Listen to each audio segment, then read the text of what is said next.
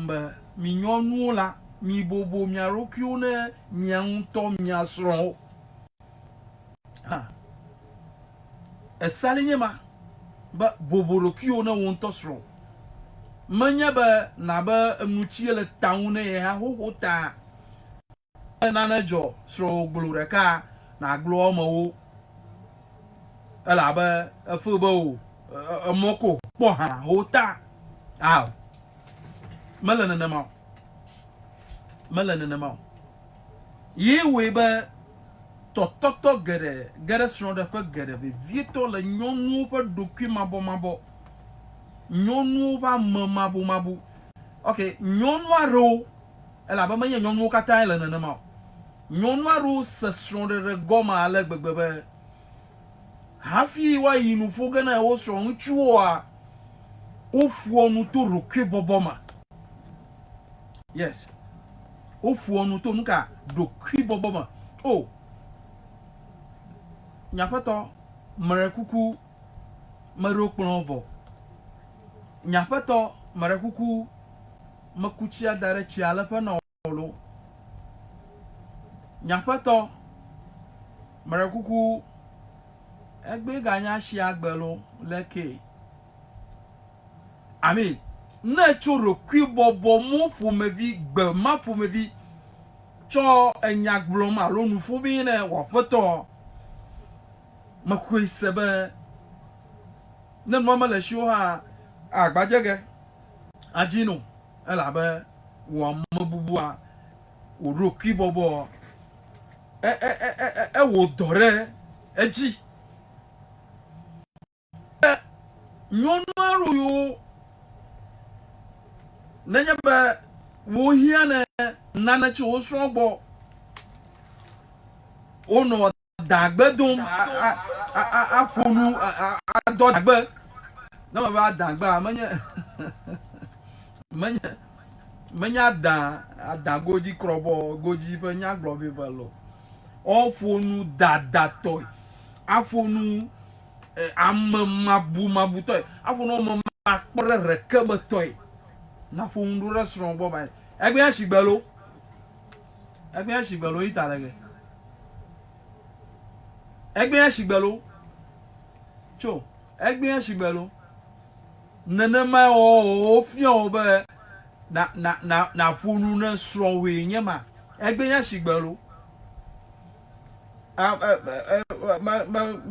nuɖuɖuwo le kplɔ dzi lo wo hã nane gɔme se ge fia wo hã taflatsi afi aɖe dege ne wo srɔ̃ ɖe ƒe fia ale yina ƒo nu ɖo ɖe srɔ̃ ŋutsu gbɔ eye menyi o ka ɖe dzi be yewo srɔ̃ ɖe ƒe ma efie dege fia lɔlɔtɔ le kristo me egba ewo nyɔnu aɖe yi le to dzi nanu sem be ɖokui bɔbɔ bibla be ɖokui bɔbɔ ele be na bobo ɖokui ɖe ŋutsu ɖokui bɔbɔ ele be ne dze le wo nuƒoƒo me ɖokui bɔbɔ ele be ne dze le wo nɔnɔme me le afi sia afi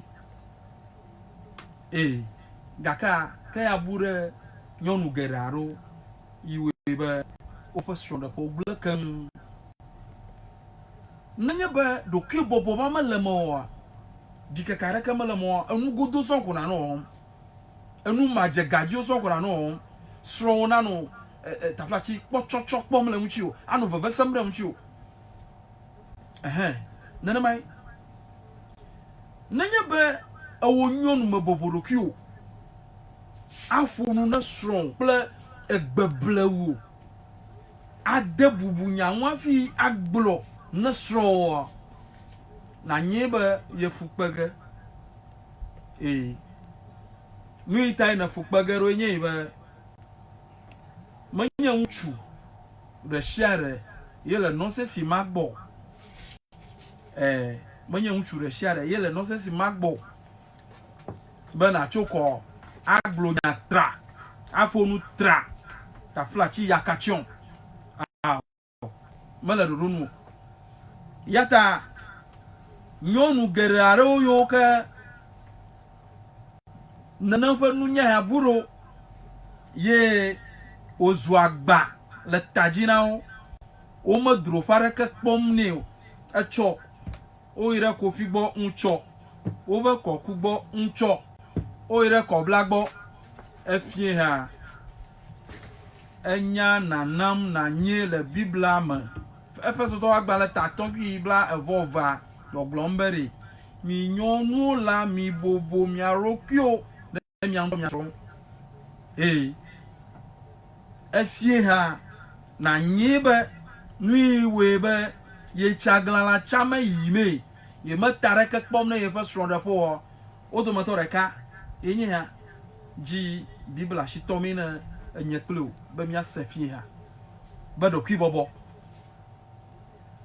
nyonu de shade yi ke bobo do kwiko asronda fa fanani ala ba to do kwibobo mama ya mabubu ha le na me bobo na do kwi o na me taflachi na do kwibobo malemo le ke lo ba ta buaba na do kwibobo malemo o afo mara kuku o nya fa to mara kuku ale hafi na fonu ele ba taflachi na aboboro kwi na wota akira le hafi na gbronya de ele ba na onufofo a ele ba do kwibobo na velem gamama strong to ha anyi ba ye restaurant nyonu la honu na yava efienza ya nanya ba nono me ya buro ye aflachi ozuna na yike mena fotaro emma fam na kokko majiba ma na nyi ba ala bobu ba atando rukioro tababa efie ha na rukioro na strong na yo fo nu na me be vieto na strong strong na nyale na nu fogeni na ebe ya gburu nya na ye strong na ebe ya a doje ple ye strong elebe na nyale na nu foge onu fofo na to do kwi boboma hafiko ema na fanao hafiko ema na nyunao yakena mele na mo na nyeba yepo ngogba eno no gana e repo ba vie ema me fafa gana o ema me vivi gana o mawu ikero gbe arami efie ha na va mianu be vie to mi adao mi adao egba yenye mi o mi afete yata retugi ho kata gala toji mi anko sam yo ke gbona gegere sro fie ha be hafi na nu twere pe kono abasro toy na ala ba roki bobo na no ma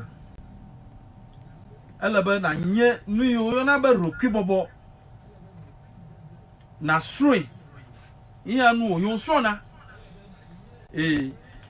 ala ba na nye fie ya potara so na manya na mo aw ni ma ko isa ba akpo vivi se saraka la usro na ko yata efie ha no to dokumajiba manam ya segoma be vieto le mia da fa kpaji amaro yo ke jeke ya fa foku ho efie ma una ve mianu nya sro do kwibobo amaro yo ke ma potare ma hareko efie ha na nyeba hafi no mare fa khonu abasro to ene ko alaba do kwibobo fa gbogbo ma na lashio do kwibobo fa gbogbo ma na no mao all the time bless you suba o sron de fa na kpo jijeje o sron de fa na vivi now na menya na ma ngogbo mi araka ma no ashio la o sron de fa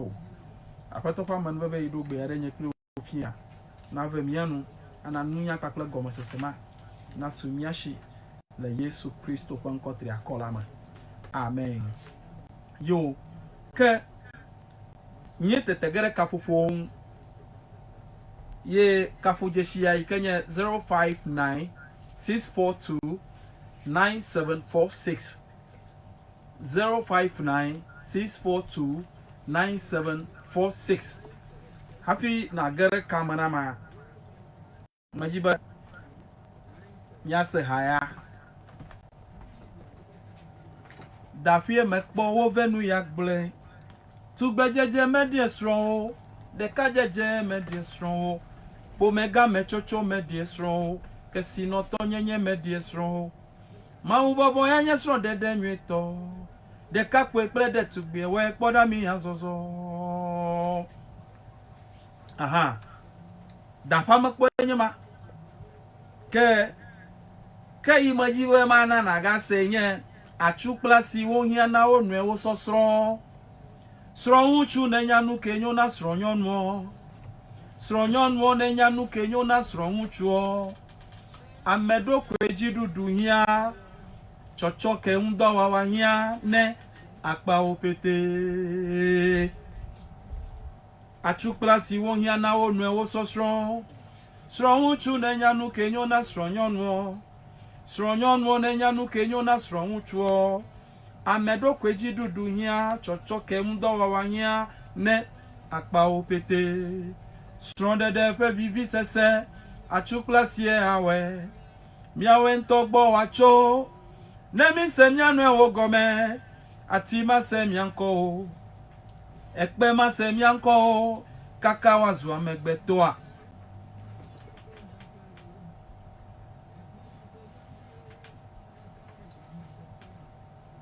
fo mesakla da kosiabe echon ke ya ikejebi agbo blada government tutututu ya ta nejra megbiedo yikple yiwa mega ya le vavagbe fo mesakle wa mega vado gake da kosia mejrado vo fo mesakpo jiku nyrabe chia wa le gbe ke mejrado vo kpo ena medun pe la mega yon kume da kosia do unfle beble ube au daddy me de kuku me susu benu dudu avafa nyemaga weso gbede o chweke nko daddy enyahu dodo fa fe tie jikunu gbedada megbona do mejwe fra srotowe mi azozo veve tonyonu we mi dondo enyahu dodo fa fe tie jikunu gbedada megbona do mejwe fra srotowe mi azozo veve tonyonu we mi dondo. Aha ayo ke gegere kamana mpia alabana gere kamana ma nyakata nyakhulunu miano ni o kata ta flachi le sronde po ni o webe sronde po gbegblam aran yelo ha shiwo na adwi le kaji amashama na se nyakata nya sronu cho nyanu o bo yo ke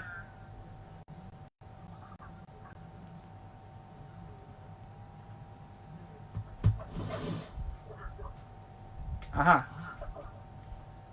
yo ekotovie na gere kamana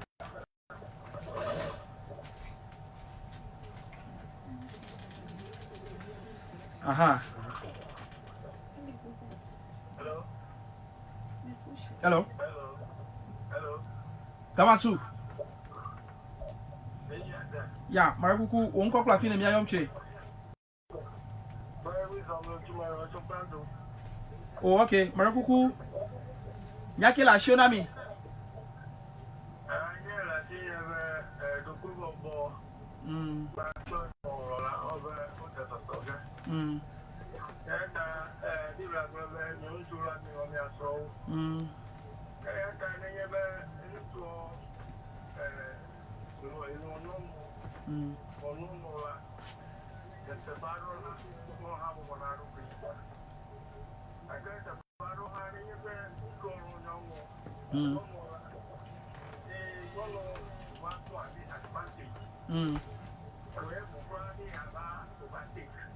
Nchua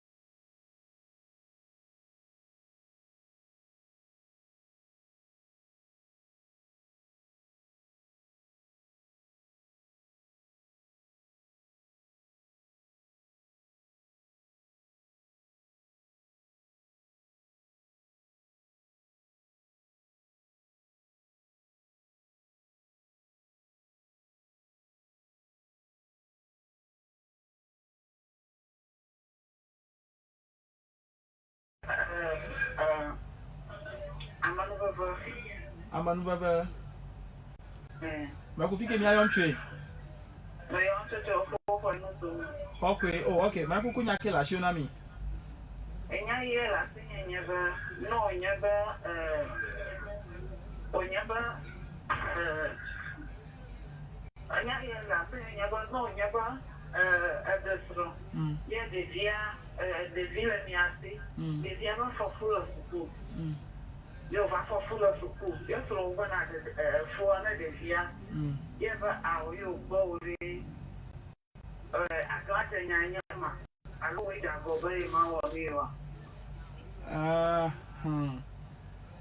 taflachi nyama nya sese na nya be taflachi na be ma furaga na e view ta nchu na gbore kamata ye ma kwesa ba dodo nwi to nye ma ya ma la tefo aha ma la tefo akwa nya gbogbo nye be de free of for nya to kulu pa ko mo fo je ta no de fo ya ma gbe ta so yo jina fa taflachi enyama enya sese onye kake lewo katama program ya womye le fifia ma nye number dageri alo ma number dageri alebe ne nyame yo kata have a problem ma ne nye yo taflachi I have a team of counselors downdola do la shinye bere nye ntonwu chinye nya gere nyama uma yike awi be fa na ba ta ojine fasia sister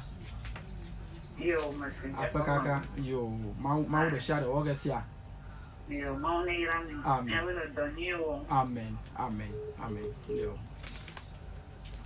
yo abale magbele na ta flachi jigbo jandre me ho kata ku le swepe nyawo ma club bu kata ko na program ayi na nuga ma number dagari na mi yoko ta flachi nya I have time alebe nya ho kata nya nyawo kanliko nya mauta mi rogeru mauta rogeru hala yesu konkoma gamaso yate maguku nko kula fina yamche nko nya apeko vede apeko vede apa nye sister ma leke efonyu a me da pe mi awe le doji lo so ha we le ma fe doji amen leke nye vono via ore o fonyu a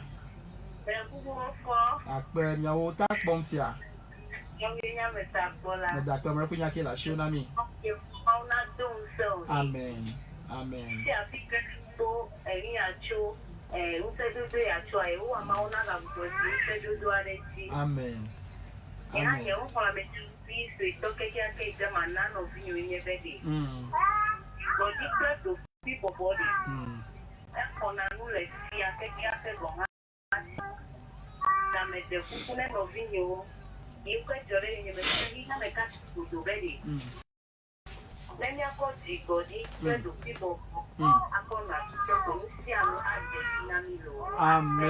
amen amen amen amen achuple chema ho holoma nwata adogba no na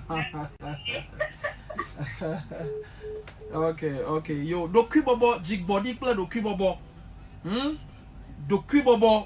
dokwi bobo nanya la show yako ala bobo ebe enu adodo le strong de kwa gamaso amen yo maraku ko nko pla file mi ayo chi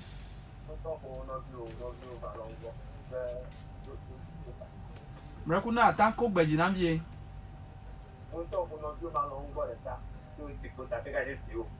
hey achuman yes sir boss amen amen amen amen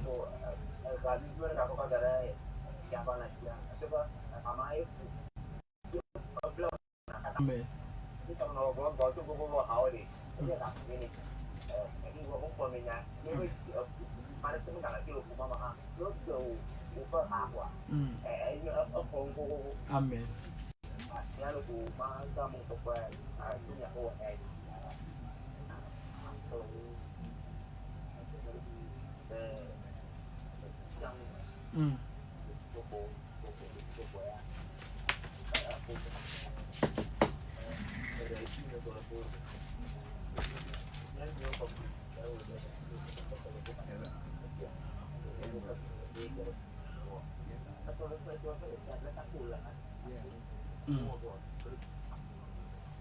Akbar.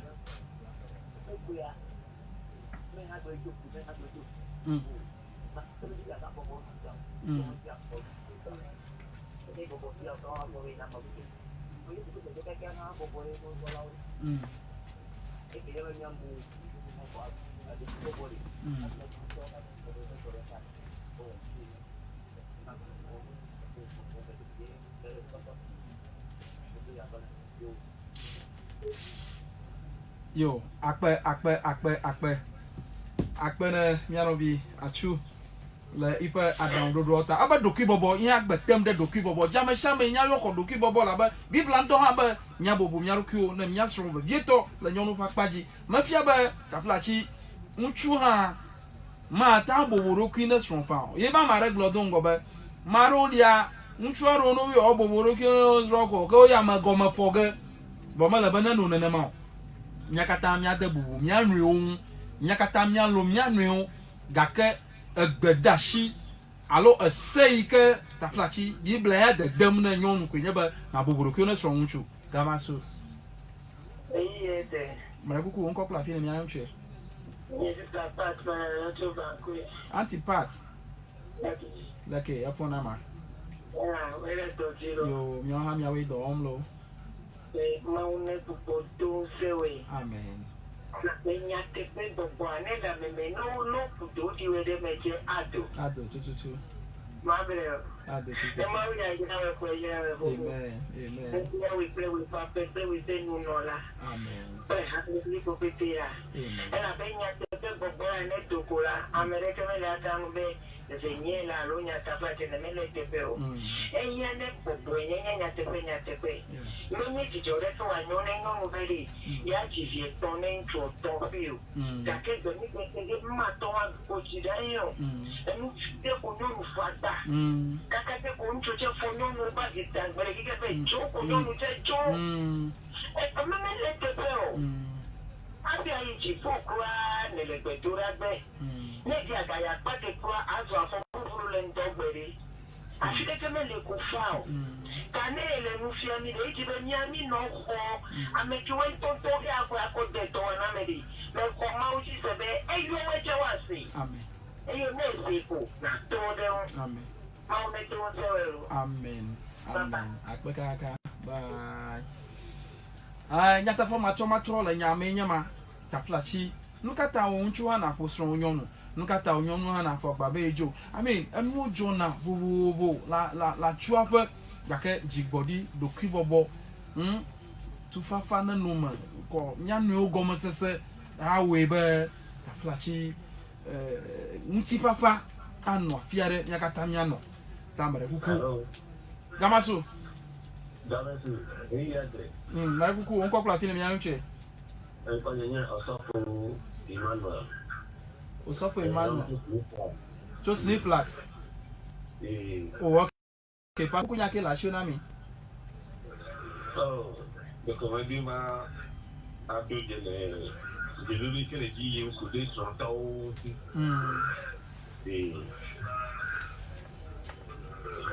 Na ku gara mana mi fa. Yo, ma to idea. Na ku e. Mata pena novine Israel Maweta. Ya kule minya no edidi ni go. Okay. Ale to di mauna to se mauna ya. Amen.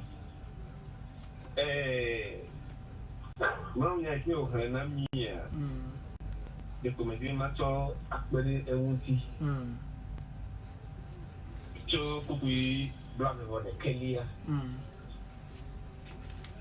Eye ni babo mi adopi na mi anweo le Kristo vovon me.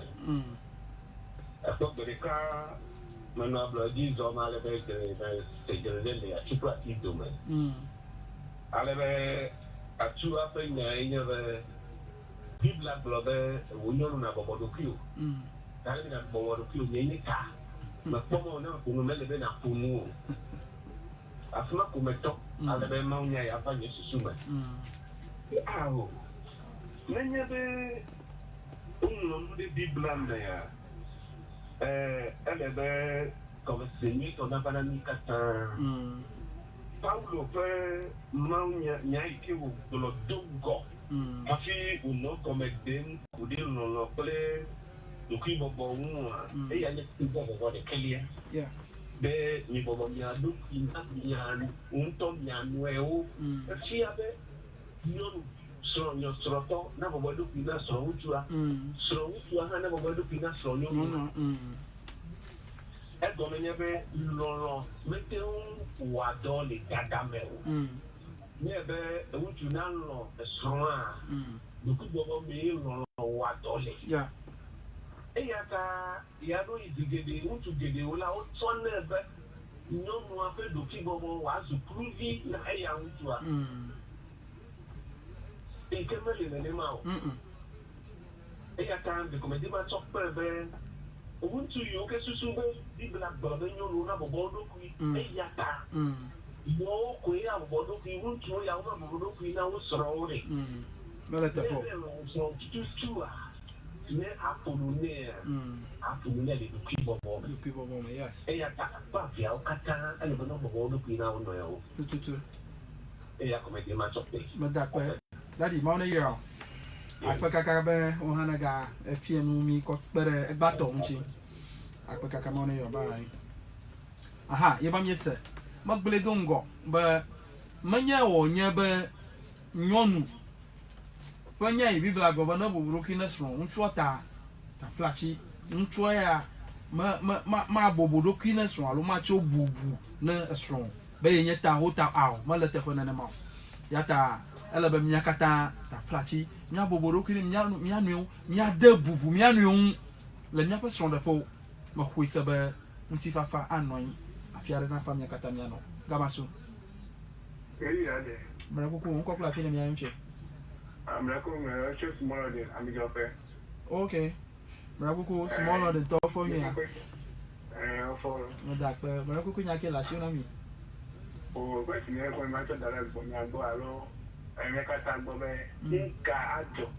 I don't catch a from Beji. I went to put on to do maybe young family. Okay. Ma senya manwere. Aba Ati yon aibo. Aibo ma. Adegboma. Okay. Ati fe nyono la tu ga ke ko mede nka asia awon ka ti e de sikun suma ati nyono na gbomede ni se ade ni chere wo na nka na ti o yan aga na gbomede okay ya ko mata na yo ejama taflachi enya agbaja onye elo nyaure nu tataza susu ita olaba nchura no shanu om na nyom ga ka ga no bom tema enya ga onye taflachi nyonwa ame bom tema ye ntokwe ye nya itututu la shi o ta choro nya onye bere ni ta egbo ba dawre nye ha ala ma mama ye um shanu naneta kokokoko ye no mo puma bi ejona vo malete ba ewo nyonu esronto na ga no sron magbetum anu nu ware ka won to magbe ma le dodo nu mo woni o apanu von mo woni o ehon do mie yata ta flachi meho kata fu dada ma o ma efie ha nya trole nya pa jioma gamasu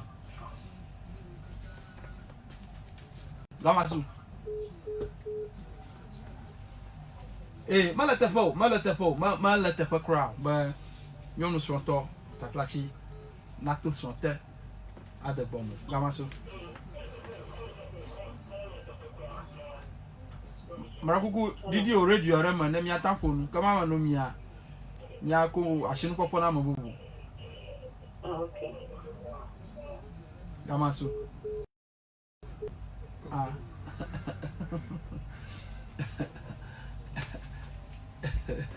Yo gamaso and then you separation schedule start part. Oh, okay. a question and yet me for Biari.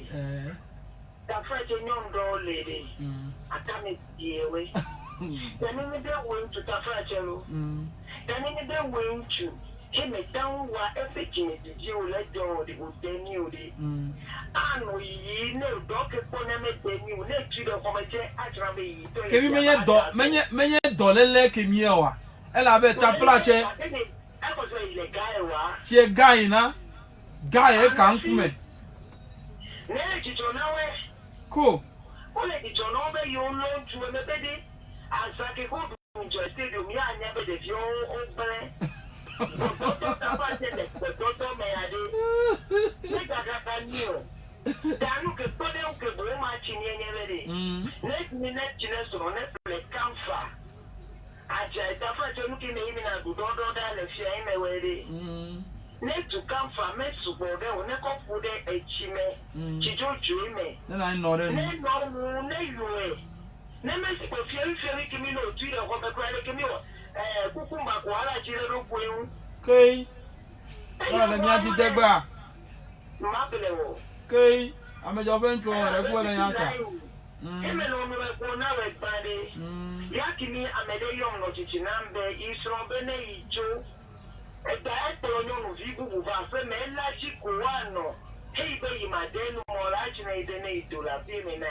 Yai, the Chichinebe, Mela Jai Taiwan, Namanya. Other channel, you may do.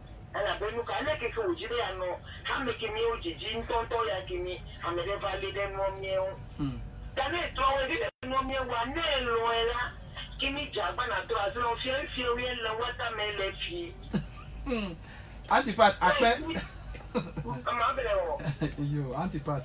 I know, but I call number where do that number come on when you and then let you our way and our way. Miracle. Ayo, Marakukure. Marakuku, and yaw te kama. Gaka. Aka, and yaw te kama gaka. No no Tomania Safia. Ayo Gamasu, your bro Miglo.